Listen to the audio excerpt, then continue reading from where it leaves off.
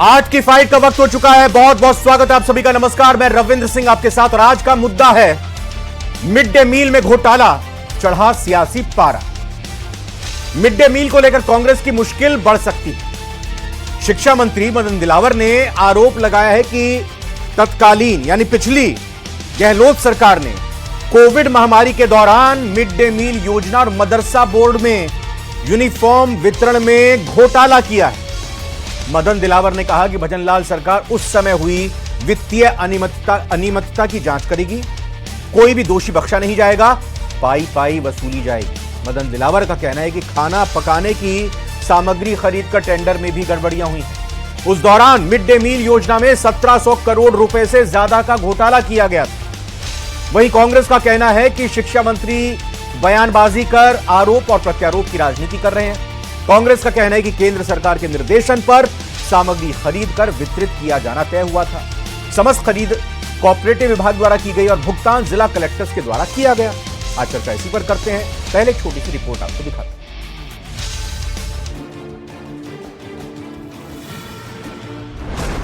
Mid day meal और मदरसा board में घोटाले की होगी जांच। शिक्षा मंत्री दिलावर बोले, जांच कराएंगे, दोषी बख्शे नहीं जाएंगे। बच्चे ही नहीं थे तो उतने ही लोगों का मिड डे मील उठाया होगा, उसमें भी बड़ा घोटाला है। इसकी भी एक कमेटी बनाकर जांच करवा रहे हैं। गहलोत राज में मिड डे मील में 1705 करोड़ के घोटाले का आरोप।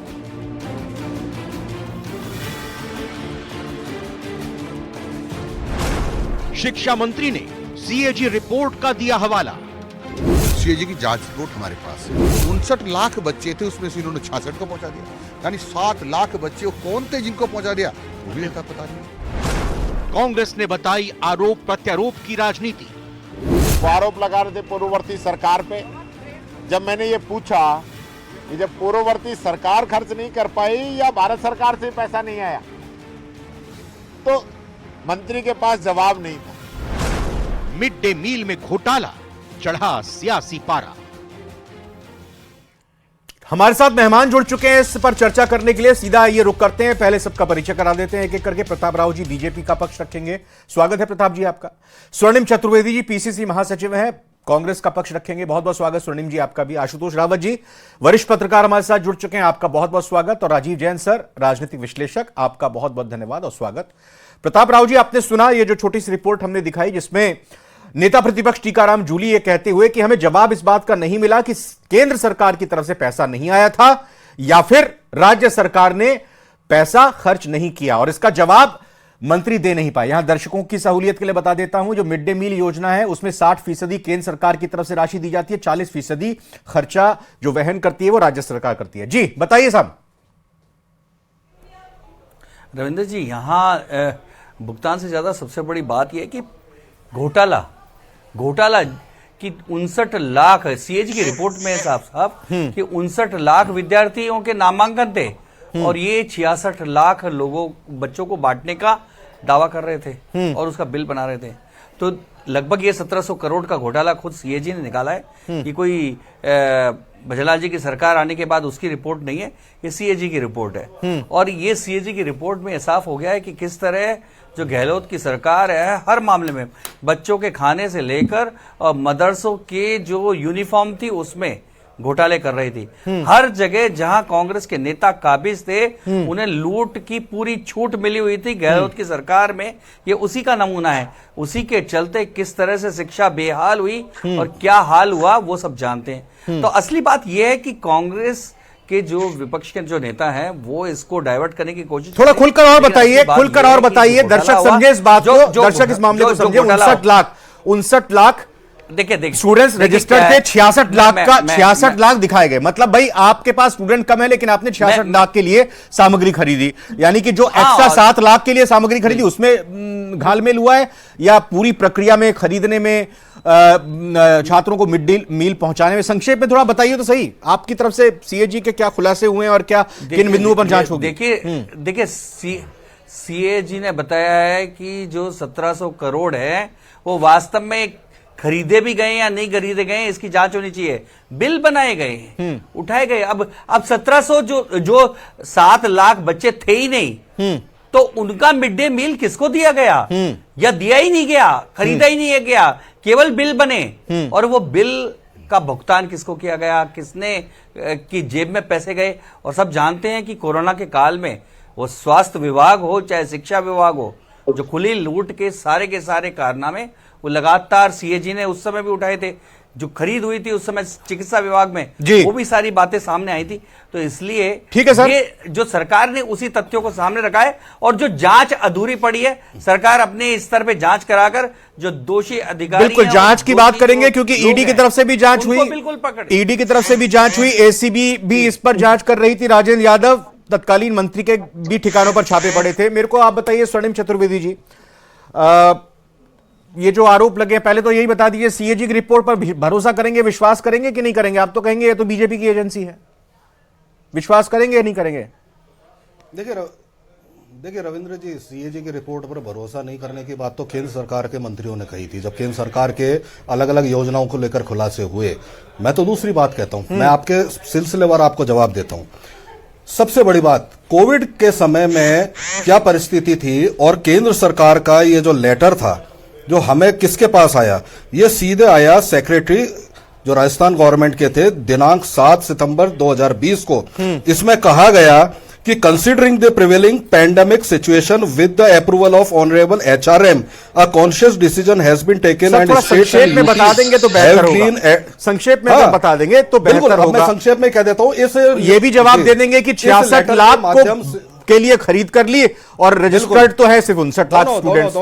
हाँ, दोनों जवाब ले लीजिए। इस लेटर के माध्यम से ये निर्देशित किया गया केंद्र ने कि सरकारें पेंडेमिक सिचुएशन है, इसलिए केंद्र ने कि आप सीधे कैश ट्रांसफर करने की बजाय खरीद करके और ये जो है बच्चों को इनका मिड डे मील पहुंचाएं। ठीक है। मिड डे मील समिति का अध्यक्ष कौन होता है? जिला कलेक्टर। पहली चीज तो जो भी खरीद हुई वो कोऑपरेटिव विभाग ने की, और कोऑपरेटिव विभाग ने कॉन्फेड ने। भुगतान किसने किया? भुगतान किसने किया? भुगतान किया कलेक्टर्स ने। अच्छा। जो उस वक्त अलग अलग समय पर 48 आईएएस अधिकारी कलेक्टर रहे, उन्होंने किया, अनुमोदन हुआ। तो आप ये कह रहे हैं कि ये जो गड़बड़ झाला हुआ है, ये घोटाला हुआ है, ये कलेक्टर्स और कॉन्फेड ने किया है, या आप ये मान ही नहीं रहे कि कुछ गड़बड़ी हुई है? अरे बात करिए, कंप्लीट कीजिए बात। नहीं हुई, बात सुनिए, मैं आपको अगला भी जवाब देता हूं, ठीक है साहब। अब आप एक चीज आपको याद होगा, आपके चैनल पे भी चली, पूरे देश भर में न्यूज चली कि कोविड महामारी के समय जो प्राइवेट स्कूल्स थे या so called English medium school थे, बहुत सारे स्कूल बंद हुए और अचानक से सरकारी स्कूलों का नामांकन बढ़ा। 98% तक नामांकन था और नामांकन बढ़ा उस दौरान। तो ये वो संख्या है, ये मंत्री जी बताना भूल गए। जब कोविड सिचुएशन खत्म हुई, महामारी खत्म हुई, तो वो बच्चे वापस माइग्रेट हुए। ये बताना मंत्री जी भूल गए। कोविड के समय नामांकन बढ़ा था क्योंकि सरकारी स्कूलों में इस तरह की योजनाएं लागू थी और यही योजना चली और यहां नामांकन बढ़ा। और सबसे बड़ी बात यह, क्या 48 जो जिला कलेक्टर अलग अलग समय रहे आईएएस अधिकारी, क्या वो दोषी हैं? उनके ऊपर उंगली उठा रहे हैं? क्या जो जिला परिषद के सीईओ रहे आईएएस अधिकारी जिन्होंने अप्रूवल दिया वो दोषी रहे? अरे पूरी एक चेन है अधिकारियों की जिन्होंने ये जिले स्तर पर निर्णय करके और ये किया, क्योंकि मिड डे मील समिति के अध्यक्ष तो कलेक्टर होते हैं। इसमें शिक्षा विभाग का तो कोई अधिकारियों का रोल ही नहीं है। अच्छा, एक चीज बता दीजिए, एक मिनट, शिक्षा मंत्री ने अगर मदन दिलावर ने कहा है कि हम इसकी जांच करेंगे, अशोक गहलोत सरकार के कांग्रेस शासनकाल में ये अगर घोटाला हुआ है तो इसकी हम जांच करेंगे। स्वागत तो करते हैं जांच का भाई, कोई भी अगर गड़बड़ी है तो अरे वो नपेगा, फिर बचेगा नहीं। रविंद्र जी, लंबे समय से हम तो 14 महीने से कह रहे हैं कि आरोप मत लगाओ भाई, जांच कराओ। बताइए जी। जांच करा करके और फिर राव साहब तथ्य आए, मुझे इसका जवाब दीजिए। प्रताप राव जी ने बिना जांच कराए आरोप, सुनिए रविंद्र जी, एक चीज और पूछ लीजिए, आज तक कोई कमेटी नहीं बनी, आज तक किसी कमेटी की रिपोर्ट नहीं है, आज तक कोई कमेटी ने जांच नहीं की, तो आरोप किस बात के भाई? बताइए प्रताप जी, एक मिनट कह दो। हम अच्छा, आप बताइए, एक मिनट, स्वर्णिम जी पहले आप बताइए, क्या आपको क्या लग रहा है इस समय इस तरह के आरोप लगाने के पीछे क्या नियत, क्या मंशा है? आप बता दीजिए, क्या राजनीति कर रही है? देखिए, राजनीति तो पूरे देश में, मतलब ये नहीं शिक्षा मंत्री भाई बताइए ना, अगर बच्चों का निवाला उन तक नहीं पहुंचा, इसके आरोप लग रहे हैं, सीएजी की रिपोर्ट में आता नहीं, जांच होने दीजिए, इसमें क्यों आप कोई मीन में निकाल रहे हैं? अरे हम रोक रहे हैं क्या साहब? करिए प्रताप राव जी, जांच कीजिए, लेकिन यहां तो स्वर्णिम जी ने तो क्लियर कर दिया, मांग कर रहा हूं, स्वर्णिम जी ने क्लियर कर दिया कि भाई कॉन्फेड ने खरीदी की, कॉन्फेड ने खरीदी की, सहकारी समिति ने खरीदी की, और कलेक्टर ने उस पैसे का भुगतान किया, ये देख लिया कि हाँ भाई सामान आ गया, सही जगह पहुंच गया है, सही रेट पे सामान आया है नहीं आया, वो सारी चीज जांच ली, तो कलेक्टर और कॉन्फेड इसमें दोषी जिम्मेदार है। आप जो है पिछली सरकार को और उस वक्त जो भी अधिकारी या मंत्री उनको दोषी ठहराने की कोशिश कर रहे हैं, उनकी जांच की बात कर रहे हैं उनको। जी देखिए रविंद्र जी, बात यह है कि मामला यह है कि 59 लाख नामांकन थे, अब ये कह रहे हैं कि कोरोना के काल में बढ़ गए। आप बताओ, रिकॉर्ड पर है, अभी सुनिए, नहीं बढ़े क्या? अभी सुनिए, माइग्रेट बच्चों के सरकारी स्कूलों में नहीं आए क्या? में सारे स्कूल बंद, इस बात का जवाब देते हैं। मिड डे मील में कैसे जुड़ेंगे, इसकी भी जांच की जानी चाहिए कि आखिर में मिड डे मील के लिए नाम कैसे बढ़ गए। देखिए, ये इन्हीं बात की जांच होनी चाहिए। दूसरा, ये मान रहे हैं कि कलेक्टर्स ने इसको पास किया, हम कह रहे हैं कि अगर कलेक्टर ने भी घोटाला किया है तो उनका भी तो पता लगना चाहिए, इसलिए तो जांच है। जब सीएजी ने कोई मामला उठाया है और कहा है कि इसमें घोटाला हुआ है जी, तो कलेक्टर है चाहे नेता है, वो मंत्री है चाहे मुख्यमंत्री है, तो क्या अगर आरोप सीएजी के लेवल, सीएजी ने जब निकाला है तो उसकी जांच होनी चाहिए। और सरकार, जो हमारी भारतीय जनता पार्टी की सरकार, भजनलाल जी की सरकार मानती है, ठीक है, वो तो जांच कह रहे हैं, करिए आप, वो तो 14 महीने से कह रहे हैं कि जांच करिए, कुछ कहना चाह रहे हैं। स्वर्णिम जी क्या बोल रहे हैं आप, जरा फिर मैं आगे मेहमानों पर चलता हूं। अब जांच होगी रविंद्र जी, मैं छोटी सी बात ये कह रहा हूं कि जब प्रक्रिया ध्यान में है, संज्ञान में है, किसने खरीद की, किसने भुगतान किया, तो कांग्रेस सरकार पर, कांग्रेस नेताओं पर आरोप लगाने का एक ही कारण है कि सुर्खी बनाना और उनकी छवि धूमिल करना। सच्चाई तो सबके सामने है। अरे जांच हुई नहीं, जांच आपने कराई नहीं, 14 महीने से आप बैठे हो और उसके बाद आप आरोप लगा रहे हो। स्वर्णिम जी, ये बात भी तो हजम नहीं हो रही है ना कि भाई 59 लाख स्टूडेंट का रजिस्ट्रेशन था और कोरोना काल में वो बढ़ के 6-6.5 लाख और रजिस्टर्ड हो जाते हैं स्टूडेंट। ये भी तो बात समझ से परे है ना भाई। कोरोना काल में जब सब कुछ ठप था, कहां से आ गए 6-6.5 लाख स्टूडेंट्स? और इसी की तो जांच करनी है, जांच इसी की करनी है। स्कूल ही बंद हो गए, बढ़ कैसे गए ये? अरे बढ़ कैसे गए? ये जादू, आपके शासन में घट क्यों रहे? आप बताओ, जादू कैसे हुआ? ये मुख्यमंत्री जो देखिए रविंद्र जी, सबसे बड़ी बात यह है जादूगर कि इनके पास तथ्य नहीं है, जानकारी इनके पास है नहीं, केंद्र सरकार के निर्देशों की पालना हुई, अब आरोप किस बात का लगा रहे हैं? सबसे बड़ी बात यह है कि आपको अगर बिना जांच करे, बिना अरे लागू जो निर्देश है उनकी अक्षर से पालना हुई, और आपने जब पालना हुई, आपके पास माध्यम से भुगतान हुआ। आशुतोष रावत सर के पास चलता हूं। आशुतोष रावत जी, आज मंत्री जी ने कहा कि भाई जैसलमेर जिले में 17 लाख पैकेट खाने के पड़े हुए मिले थे, जबकि रिकॉर्ड में दिखा दिया कि सब बच्चों को ये पहुंच गए।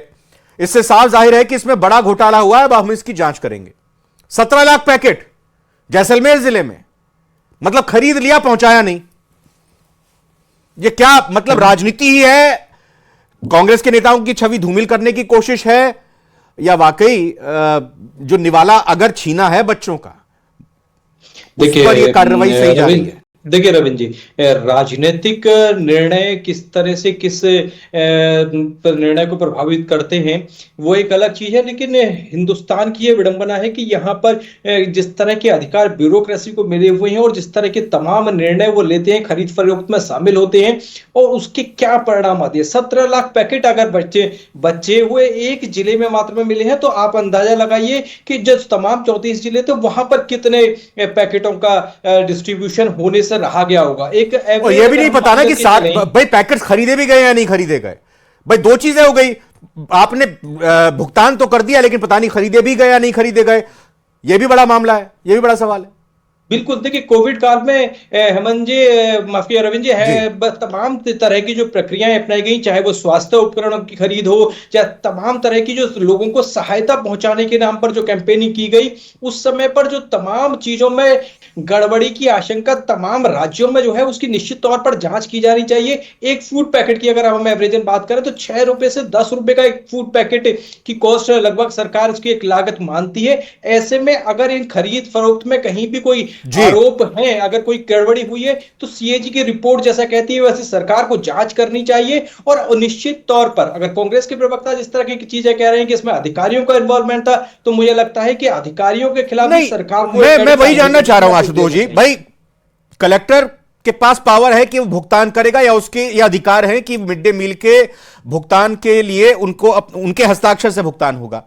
कॉन्फेड को कहा गया था कि आप खरीदी करोगे, तो क्या सरकार बच सकती है इससे? जब सरकार यह कह रही है कि भाई भीलवाड़ा मॉडल की, कोरोना के वक्त में राजस्थान के मॉडल की प्रधानमंत्री ने भी तारीफ की, सब कुछ की, तो अगर ये इस तरह की कोई बात कमी पेशी नजर आती है तो फिर यह भी तो सरकार की जिम्मेदारी होती है ना। भाई कलेक्टर आप ही के अधीन है, आप ही के कोटे में, आप ही के कैडर में यहां पर सेवा दे रहे हैं।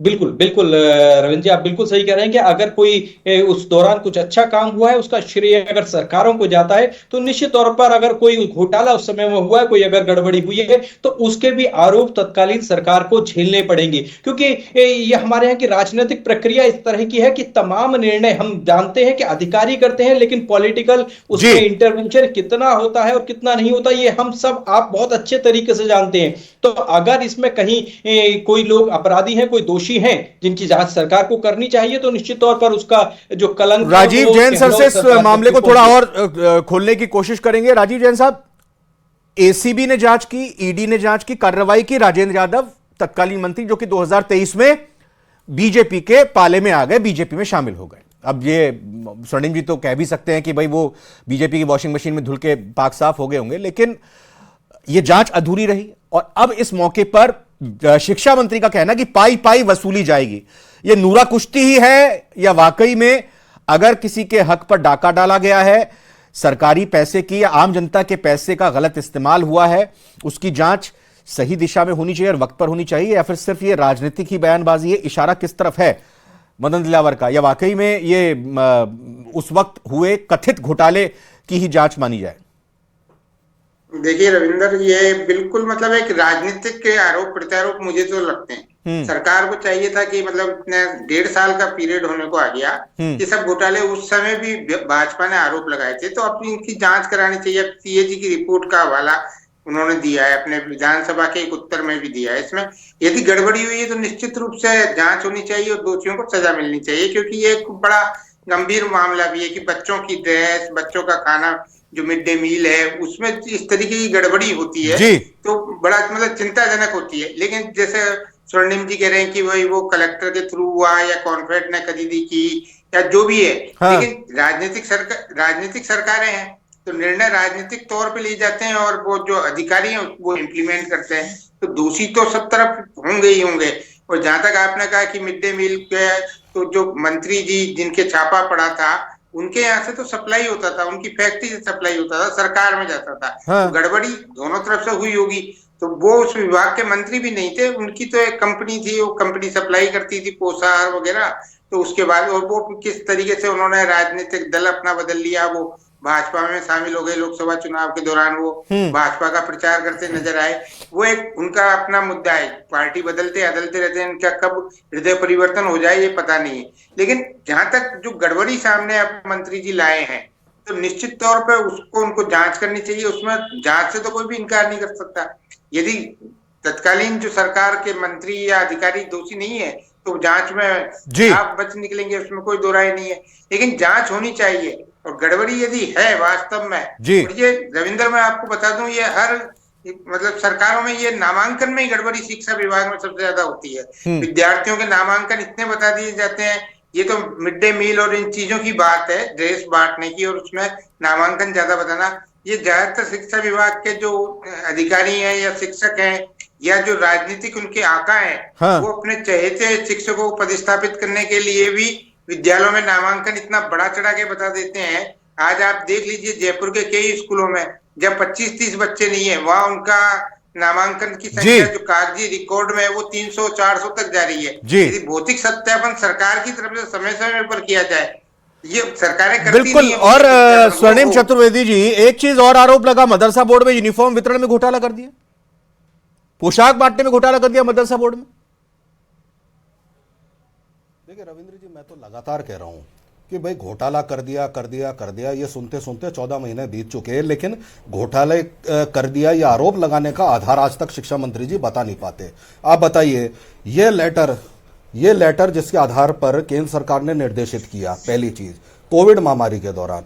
दूसरी चीज, हर जिले की अलग अलग एक कमेटी है, अलग अलग कमेटी भुगतान कर रही है, ये भी शिक्षा मंत्री जी नहीं बता रहे, सीधे आरोप लगा रहे शिक्षा विभाग में घोटाला हुआ। अरे शिक्षा विभाग में घोटाला, जब शिक्षा विभाग का प्रक्रिया में शामिल नहीं है आप आरोप लगाते हैं। जांच करने से कौन रोक रहा है? जांच कराइए, हम कह रहे हैं, हम पहले दिन से सरकार बनी है जब से कह रहे हैं जांच कराओ, तो बड़ी बात कह दी, करा करके यदि कोई दोषी है तो उसको दोष करो भाई। लेकिन आप ये तो कह रहे हैं शिक्षा विभाग इस प्रक्रिया में शामिल ही नहीं है, शिक्षा विभाग पर कैसे आरोप लगा सकते हो?